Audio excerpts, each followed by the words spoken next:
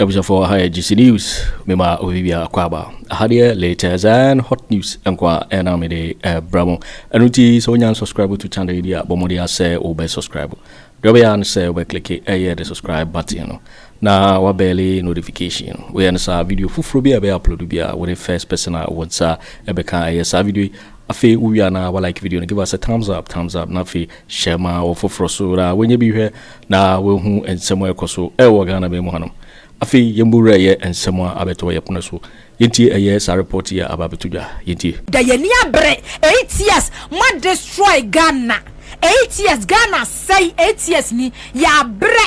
bre papa nyankopon aduma boa ama kubiensi na se Ghana da so gina Ghana.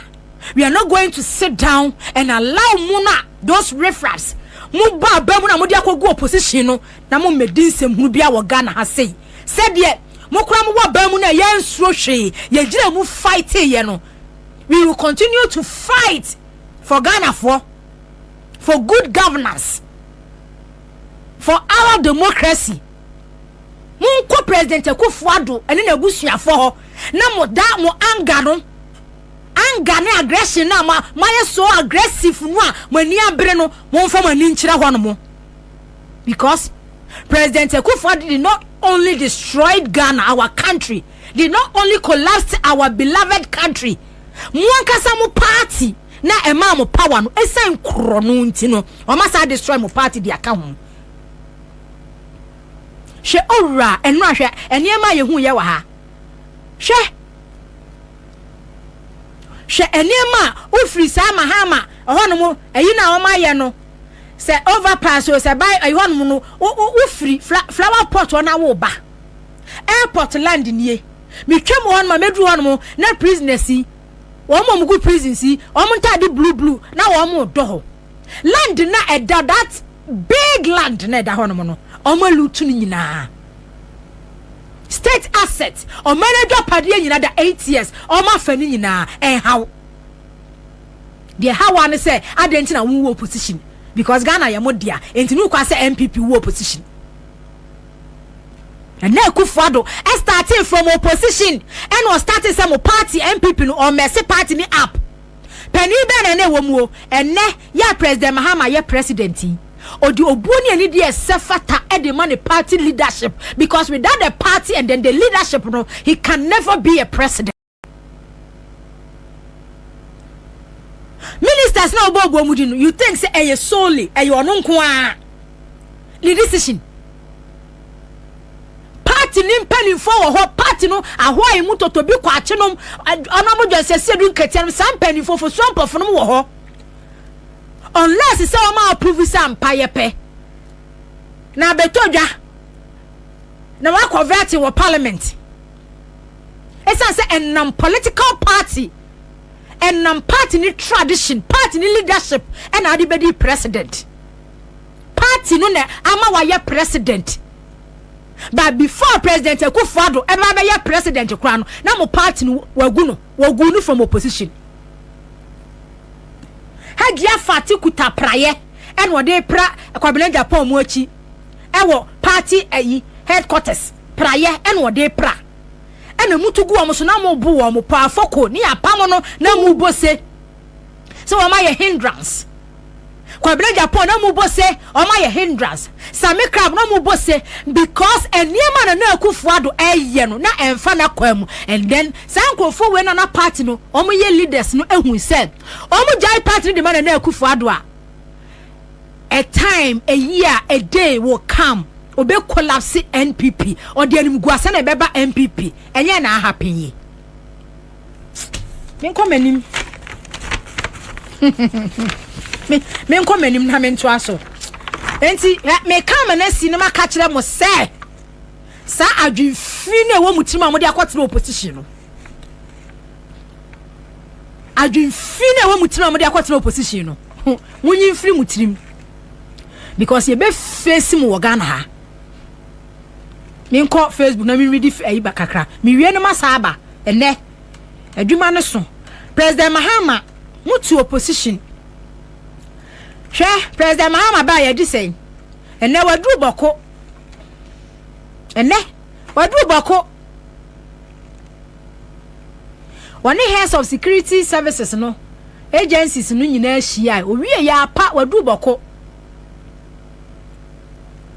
Otieku Dennis osi please say it loud Vivian Paul was 100%. Kansin Francis osi please okay and also and otchere osi aura will give those foolish blessed son osi 2 p.m. Asante Mampong and also adjourne e na wie and Ken Foster network osi Spinters Kotobabi e hono Spinters from Spinters Kotobabi okay Akra from mobile tele edamase enotre Duncan Williams says there with JM wish JM well it shall be well with you okay yate Kingsley Kojo Kyeremanteng Prince Sadat Kyeremanteng Vivian Paul Jinem Nyawa Anthony osinana ma keep the fire burning he said yeah time kwa rescue Ghana yensro nanya say yetimi rescue Ghana wi obi antimi nyo obi bia foko Ghana Francis Keda Makpo onunsunie ene me true challenge we e dia ma MPP for because for 8 years NDC in opposition they were consistent kwame bema eyini nkosoma na mehwene asi 8 years in opposition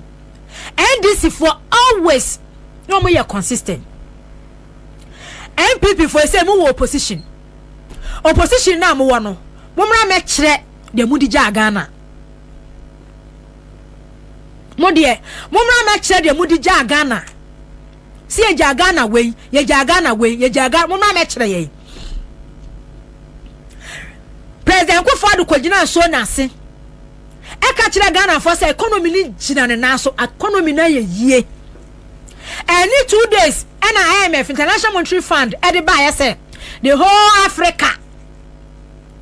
open amanya wa mu di wa mu kapa Ghana to so 2 after the President Akufo Addo kwagina parliament a wakaye no so before then kwana the finance minister enso kura kan bi say economy ni dey am fix eye na I guess the President Akufo Addo Dr. Bawumia former President Akufo Addo ne Dr. Bawumia we dey mean use US for kwado mo nka former president we dey me fama no o say o mine na Akufo Addo Dr. Bawumia I guess wo mo nkoa na mo do mpeso mo kire say eye data no kire say Ghana ye Ghana sika semu ye Ghana economy ye Ghana school ye free senior school ye papa bibia ye but the reality they don't want to face and then accept the reality. Ordinary Ghanaians say this is the situation that I find myself. The other about to me suoni but obachira will say data no so kire say the owo no munie economy ni ye robust economy ni ye but the reality on grounds now affecting nipa no no man power ne ba power ne there he doesn't want to accept it into ojina so na say na wo kokko ojina so na state of the nations address na wo ka kire Ghana for say oh Ghana economy ni ye and then in less than a week na em for aba oboa the whole African countries no oh pe Africa or say Africa wanka West Africa or say Africa wo pe wo manya omude ye kapa obunkam dia fa wo mo so a omuntimi ntua Ghana to so mienu but this is the case President Akufo Addo sana 8 years waye onunu no hona wo sere na MPP supporters edi akire onunu no hona wo sere na wo mo ye lectures na communicators at radio so at TV so no mununu no wo mo sere na wo mo ye dede na wo mo supporters ani age abane de ye wini awie abane de wini awie wo mo amwa mo and this co-opposition 8 years President Mahama say na sasa we see American mutual challenge e dey ama MPP for some mo meka nchire Ghana for the mudi eja 8 years President Mahama ne NDC MPs no mo communicators na omo ye consistent yes asem no omo kawe no abe kawe emergency power ya omo ja ye 800 megawatts MPP for mumra make sure de mudi jaye. Emergency power 2017 mubeto ye 800 megawatts. MPP mu wo opposition mumra me kan kire ye because sa ene sa data ya me be burusu no 8 years ni ya kan ya burusu aka enti pese MPP for so yes abi amu ye atoabo gas atoabo processing plant $1 billion. MPP ede na mudi ja Ghana mo betu Millennium Challenge Compact sika na wo mu $547 million. President John Dramani Mahama or the finance minister can set up foreign affairs minister sabre no Madam Hana Tete and omoko USA and at this compact this agreement omoko sign ye America buy say or my $547 million. Ni even right energy sector nim na enkania how yentimi enfa ensolve na Africa hase no Ghana emeye the most efficient in Africa ba na energy sector Ghana nyina ne naso na enkania ne yemu nkamfa so na ye neighboring countries no wo ma supply wo mo power energy no yenton bi mfama wo mo $547 million. President Mahama edija MPP for because na your privatization the agreement in terms and conditions and wo mu say enye so mo de ma ECG nemu no yema ankronkro adwuma mramu enti so for the 8 years in opposition no and this eka ya mo beti PDS eno na ho mo beto International Monetary Fund President Mahama kwa IMF ni sika okokonya aye no mo beto mu $450 million. $450 million ena mba na mbebeto ye mo so makwa IMF say na mu jaye mu de data de ehia mo pant mu de mo na me kan kire Ghana fo President Mahama 2017 ordinate ja MPP fo e wo bra cocoa sector na ye 960,000 metric tons 960,000 cocoa ani ye cotton season na ye nya e wo Ghana ha e cotton e wo international market eje hu syndicated loan na Ghana e ye 960,000 metric tons say na Akufo Addo Dr. Bawumia MPP for say na mudi eja Ghana 2025 mo handi over edema President Mahama no cocoa sector no say na adru the last time I checked now from 960,000 metric tons no about 350,000 metric tons. The state of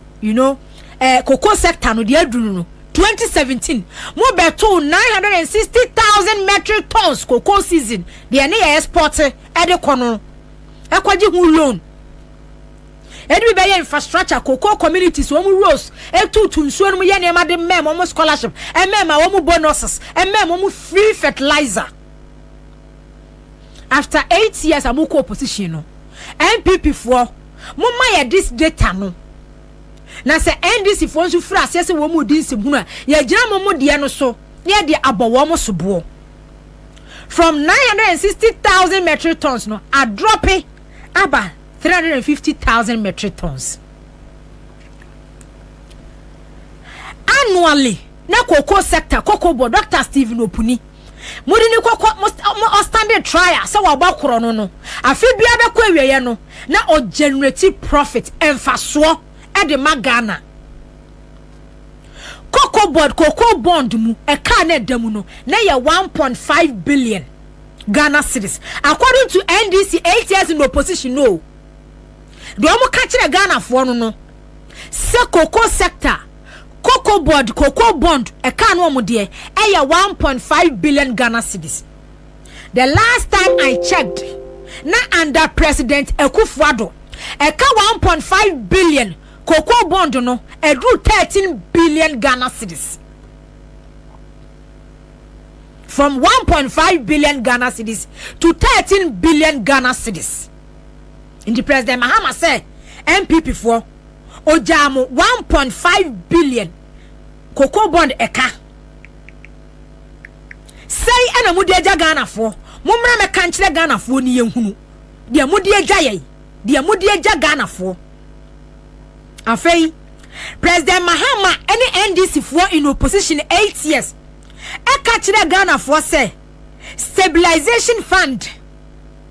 MPP are buying in 2017 more than 277 million US dollars. It was stabilization fund mu. Nana Akufo Addo Dr. Bawumia, finance minister, MPP communicators. Stabilization fund no send them. Ya mudija President Mahama, any Ghana for. Because before mo be start some more criticize mo kan kwase asem dia fa President Mahama ban ho no e wo so mo be ka kire ye say stabilization fund sika say na mugya wo mu President Mahama 2017 wojja 277 million dollars. Ghana Infrastructure Investment Fund seed money sika na dem no na ye 270 million US dollars. MPP for ya monti asese mu ko opposition no mumisa mo mpanimfo say na Akufo Addo na ban na memo ba wieye on the 6th January 2025 enti mu ko opposition no Ghana Infrastructure Investment Fund no mo be 270 million US dollars say na mu ko opposition mo ja wo mu opposition na mo ko no say na mo ja wo mu sinking fund account. President Mahama said 2017 move to 200 million US dollars. 200 million US dollars. I was sinking fund mu. Data ya mudieja Ghana. Mudieja President Mahama. MPP for MPP abain. MPP no opposition. Say and a sinking fund. Say na akem. Move to 200 million US dollars. Say and akem. Mon kanchira Ghana for.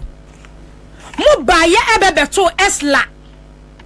Sika na wa esla mu annually. Ni enya 3 billion. Esla. Energy sector levy. 3 billion afi biye sika ni ebenya no no. Esla. MPP mo opposition. Mo mechira Ghana for se esla na de mo de ye. Say ena esla edem. That levy no. Ye send ye be ya energy no legacy debt ye da ho from a champion eba beti President Rollins so eba beti President Kofo so eba si President Mahama so eba si President Mahama so no ye esla de to ho se energy sector e car e da ho ne de eba no ye mmoa no ne emfantua esla no se na munya e de na mo de esla ye na wenyi na akire no munim oman bu munim amemu bu enti munni that 2 minutes that mandate that power some be criticize NDC aban mu enu kwase munya ano mumra me kan kire ye say oh esle mu kwasika say na dem energy power emergency power ya mujaye from 800 megawatts no they say no oman economy na expand into from 800 megawatts no moja 2000 megawatts mura me kan kire ye sinking fund over 200 million dollars na dem no mura me kan kire Ghana for say sinking fund no 2015 mo kwa no de adam woni mura kan kire Ghana for say stabilization fund from 270 million dollars no mo kwa 2025 de adam woni Mome kanchira Ghana for say da 7 January ya President Mahama swearing in MPP for na omuni made omutwetwa $1 $1 about 14 cedis 60 pesos na wo mu post oko black market it was around 15 point something. In any case 2017 na Akufo Addo take $1 4 cedis. Enti mu dia mun list mu ma ye sad data we because Ghana no is about economy. Stop it. Me borrow President Mahama West. Everything, every sector, agrek is about economy, education economy, health economy, every sector be economy. Because say usika asem no enyina so a bibia be ye bia e be floppy. And we make country Ghana say 2025 7 January. Sa robust economy no amusimu dija NDC no. This is the state of Ghana's economy. Muja way. Anya sa dia sa amemo funtanta we sa aban fu we bad experience, bad governance. The Ghana for from 8 years ni no.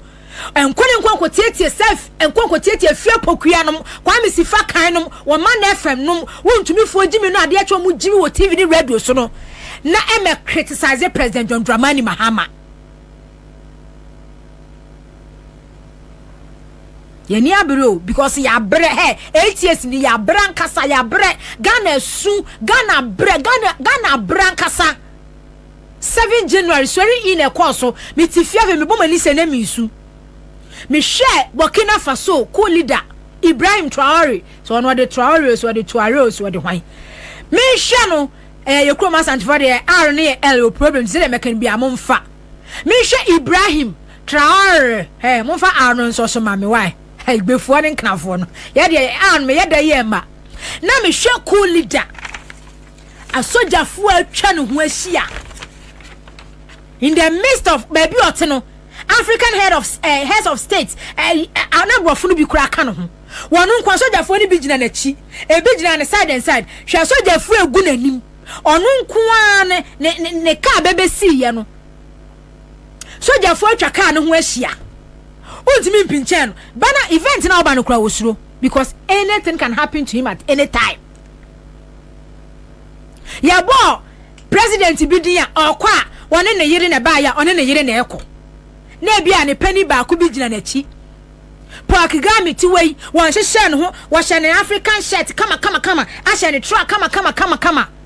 Nigeria ye krom ye president Olumayi Tinubu wa fa ne ho kama simple but hwe cool leader wa hye no wa etuo bo ne ho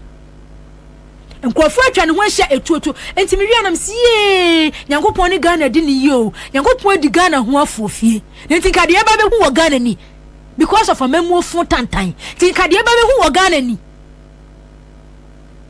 Tina President Mahama kasaye during that time ne say cool enye alternative ya wa challenges mu ba cool enye solution Misha Ibrahim tra na mo de ana so ma me why Traoré say me hwe no na me hwe young guy so onya 40 years impo asojafo atwa ne ho ahia apomapomatuo edi na chie na wonu ankasa nam nipa mu ono kwa onye comfortable wonu ankasa mu kwa na onye comfortable afena mitwo miti TV ho me nipa ne do so mankobi na ni suo se ya me se na cha se nkenye Nyankopon a enka de Ghana nke ba bedru ni Burkina Faso kwa do mu so mu nipa ye papa na ekokonya de adwumboni woni tiri mu so anka be ye dan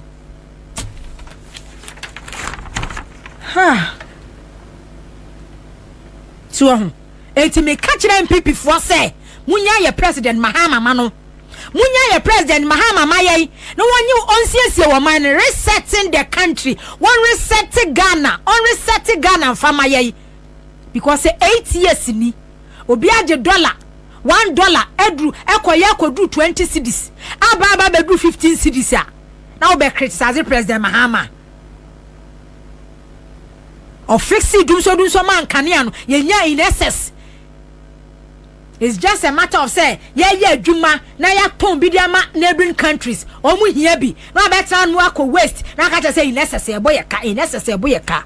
say wo president 8 years at destroy Ghana omu ni mamemuo NPP eni mamemuo 8 years no what destroy wo mind no the audacity say we MPP ni ade a obekọ radio so na ba kwa criticizing school feeding and na me ba mahu social media so gari na nkurani dio enyane bere na nkurani die gari ye far better than emu a spy gari eni mako ye di nwagu so na wunya pe a eye far better esen emu a expire wo bedi a rashes beti adware wo enko president Mahama so ene wo koboko nti se ya mumisa mo mpanimfo se PDS nsika o mo je ye ne wai MPP fo sika o mo je ye no PDS e wai Torkornoo nti 190 million US dollars ya de be share energy sector me bo Ghana Torkornoo nti 547 million dollars e bo Ghana na se mo president Akufo Addo ne mo Dr. Bawumia no wo ma ntimi amekire Ghana fo se economy no mo se robust no se netie e ka se ne da ho se netie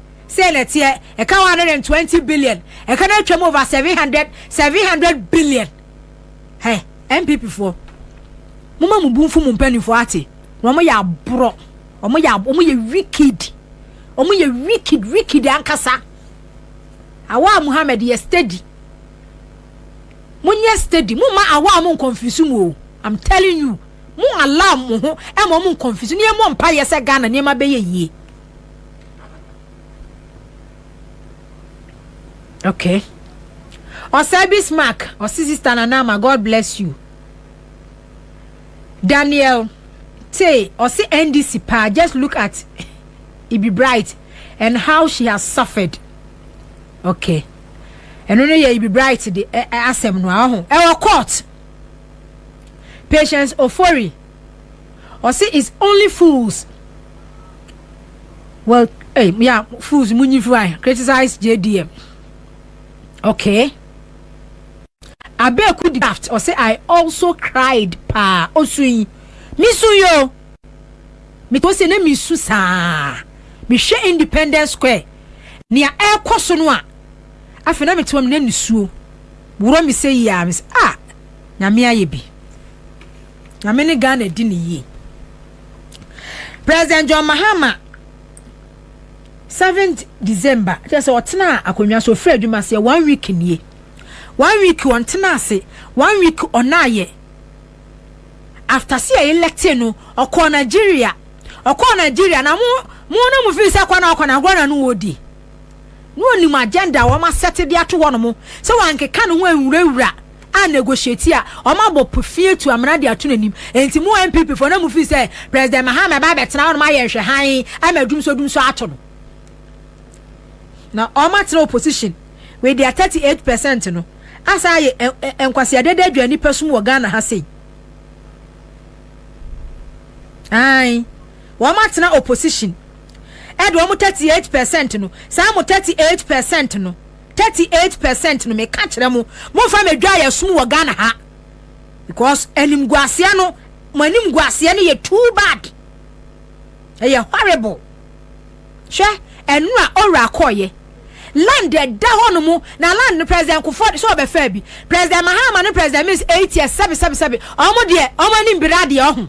land da mu ko hwe dan ya ba enu ami hu ye da fama me so mfama me TikTok mu ko hwe dan ya Dr. Bawumia sidie si asase no so asase e da hono mu from ya kato abresu asase e da hono mu ada ho mu obi abedi ku leader fo nyina baba be sin kwasase ne da ho enyansafo omo do omo so omo ye enyansafo ne bae no enasase ne na ho no mu biem omo fa sase ne nyina na wo party akọ opposition a onwene wo ma no ho wo party power bebent no wo ba be distract ni attention wo Ghana ha sei onwene wo ma no ho o ma ni interest enye wa adwene first not your political party not your political colors. And I keep on saying, say the fact say we MPP ni a mo ahyenso de aye wo sono no aboa wo sono doesn't mean say odwen say aboa wo sono dwene say nipa we ye human being we ye living things we ye no living things okay so wo sono so ye living things wo mo di ka be je Ghana ne de omo de no omo ye ni brefo sense ase na de hono mo sense ase na de hono mo no omo be lutu no omo ahye ni akwa twa asase e de ama government official minister deputy minister na assassin wato the $10,000 no akwato assassin $2 million na ade achia na wutie Peace FM na wutie Oman FM na wutie e friends afia pokuya mo na omu defend na ye wude na wudi achire na ya catch us say a political witch hunting when you richer who will have that time to come and hunt you mumisa mum penny for ni shia mon kan say if you are not witch when the best and that journey say the person is coming to hunt you because we are witch and let's say we are witch we will hunt you down. Political the mo be kan bi amonka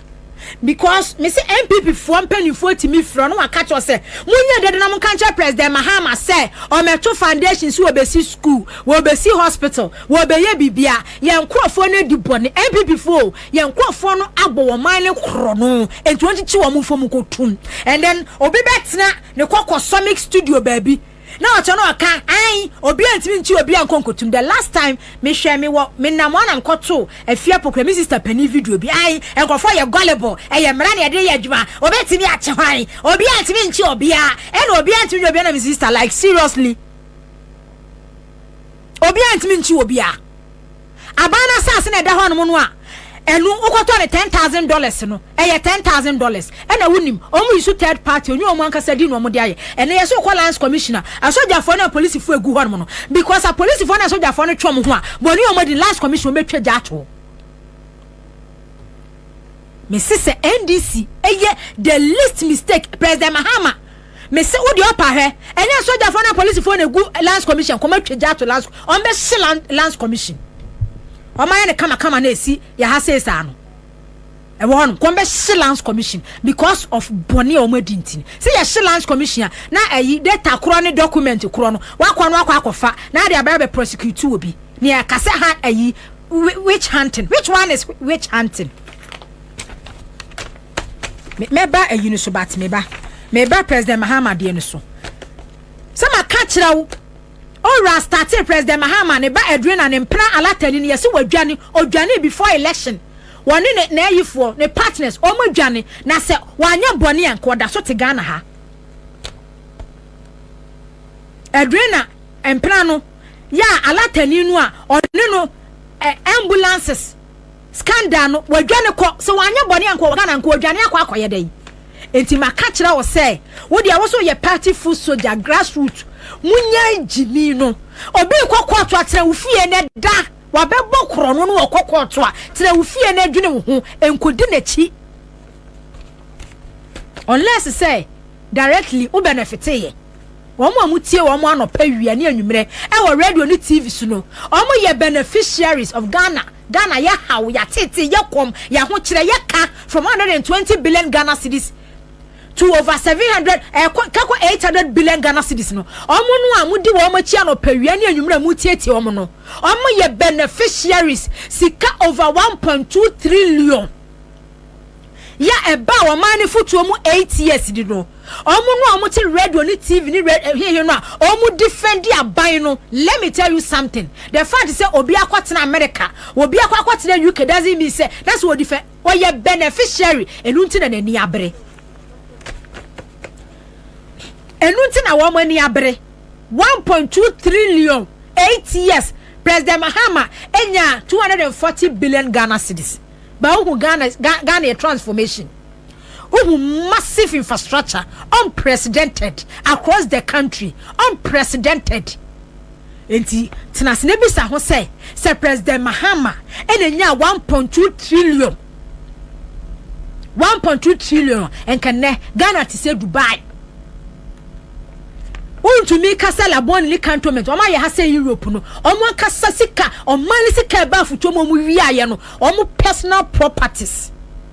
state lands and o mo lutu and o mo de sisi apartment $80 and kogu o ma account o be kwa nkratam o se wuntumi di yo third party obi no de na sha no na sade e chena wote say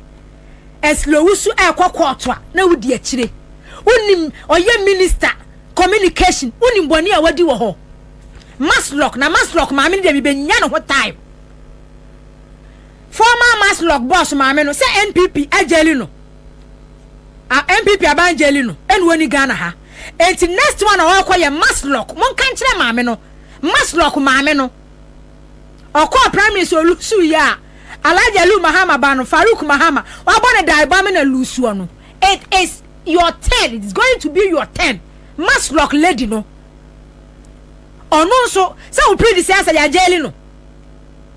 si ya jeli no enwoni Ghana ha ene wusu dwane